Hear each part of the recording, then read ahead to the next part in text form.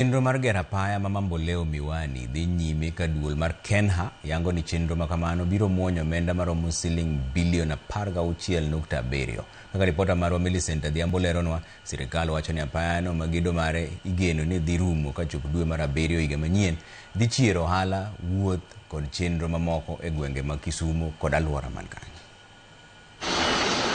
E apaya ma Mamboleo Miwani, picha mako kama sinde mapek kendo madongo ng'inyore kod tich.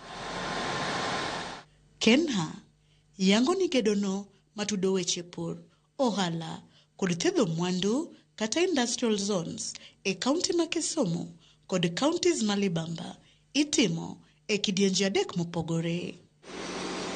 Ka kidieny mokwongo en apaya mawuok Mamboleo Miwani maborne romo kilomitas 12.6 kendo osechopo atamalo 24 mar gedo mare.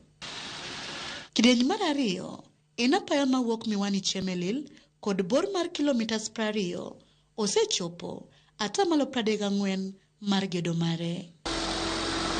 Ka kidieny mar 3 mawuok Chemelil nyaka Muhoroni kochomo Kisii, borne en kilomitas 44 osechopo atamalo 22 mar gedo mare. Jatatija mochung' ne gedo ni, Engineer Frederick Oyuga, okoni gedo mar apayani nochakore e 2021, kata kamano noyudo ng'ikruok mar nok mar omenda ka gie sechegi omenda osegol kowuok e osuru mag modhi kendo gigeno mar neno ni gedono orumo kachop dwe mar 7 higa manyien. To nikech ne onge pesa, gedo mar ndarani osebudho. To pesa ker mar Kenya osegolo kokalo kuom securitization mar fuel levy. Wang'eyo ni gedo mar ndarani dhi rumo kapok yiero ma higa manyien ochopo. Kenha bende wacho ni apayano biro konyo e kelo yot e yore wuoth e kind Kisumu, Nandi kod Kisii, kendo duoko chien dhung'ruok mosebedo ka mienjo e apeyni mag gwengego. Ndarani odhi bedo shortcut kata yo machuok ne jogo mowuok Nairobi, jogo mowuok Nandi Hills, jogo mowuok Muhoroni. Kar tiyo gi ndara mochomo Ahero, gibro luwo mana yo koa Chemelil to gichopo Kisumu, kendo obro kawo seche machuok. Ewi mano Kenha omedo ni jorak 3 dhi nyime kod tich mar neno ni apayano magedo mare biro muonyo omenda maromo bilion 16.7 orumo mapiyo kaka dwarore. Waketo gi 3 kamano mondo okel yot mar gedo.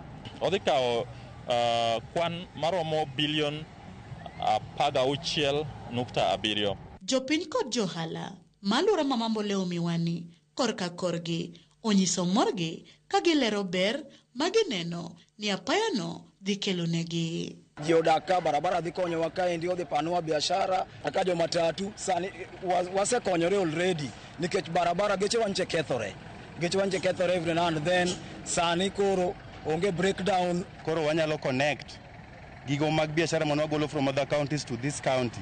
Sani koro move very smoothly. Kenha otielo ni apayano igero e rang'iny mowinjore kaluwore kod kit nyamburko mopogore mabiro tiyo kode kaka yor geng'o masira kendo neno ni ok okethore mapiyo.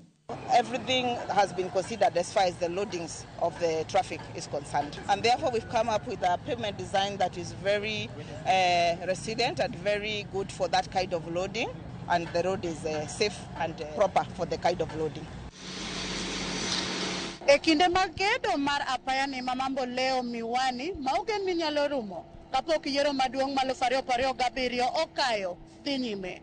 Jopiny yango ni gin gi geno ni mano kotimore to yore wuoth, ohala kod pur biro ting'ore malo mayarre lok ngimagi.